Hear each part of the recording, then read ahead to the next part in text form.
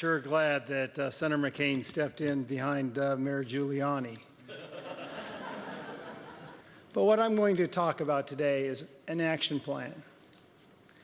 When you take a look at time, the ebbs of sand move, and you can't recapture those.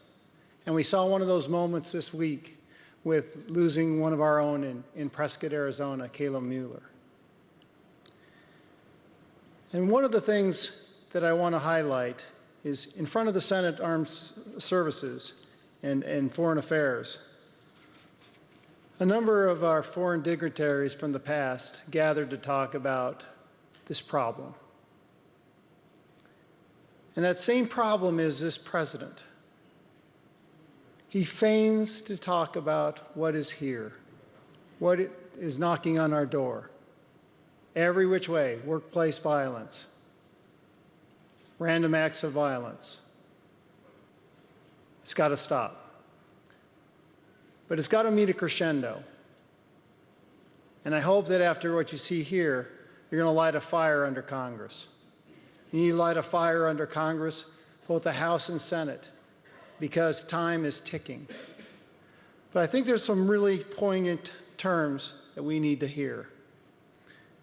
There's a great voice of Henry Kissinger, who probably knows more about nuclear arming, disarmament than maybe anybody. And I want to quote him. Nuclear talks with Iran began as an international effort to deny Iran the capability to develop a military nuclear option. They are now essentially a bilateral negotiation over the scope of that capability through an agreement that sets a hypothetical limit of 1 year on an assumed breakout. The impact of this approach will be to move from preventing proliferation to managing it. Let me repeat.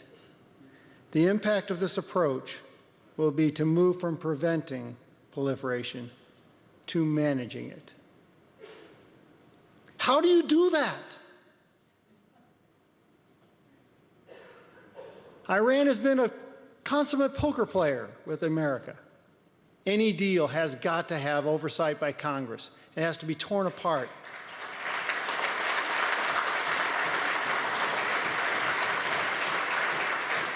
It has to be looked at every single step of the way. And it's got to be able to be either brought down or held up by Congress. That is key. It's time to call Congress, call the Senate, call the House members. Go out and make an appointment to see them. Make sure that this deal is not a bad deal and that we actually have Congress overseeing it.